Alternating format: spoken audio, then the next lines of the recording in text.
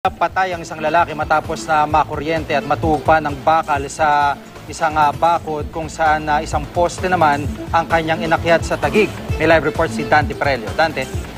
Yes, Gigi, kalunos-lunos nga itong sinapit ng lalaking kinilalang si Ferdinand Calica matapos makuryente at mahulog mula sa poste ng Meralco at matuhog pa ng tagusan sa steel fence. Pasado 2:00 daw ng madaling araw kanina, nang akyatin ng biktima ang poste sa C5 Road sa barangay Pinagsama, Taguig City. Bigla raw nawalan ng kuryente sa paligid matapos magkaroon ng isang pagsabog na sinundan pa ng isang pagsiklab.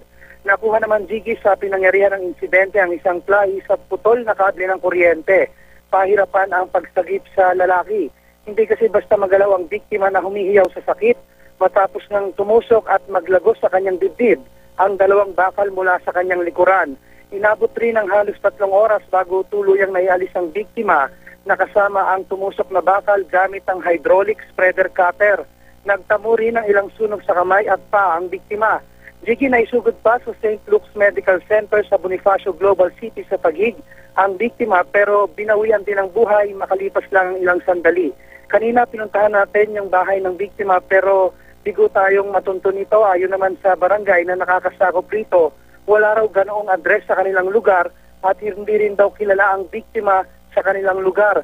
Wala rin daw, Gigi, itong kamag-anak na nakikipag-ugnayan sa kanila. Balik sa iyo, Gigi. Maraming salamat, Dante Perelio.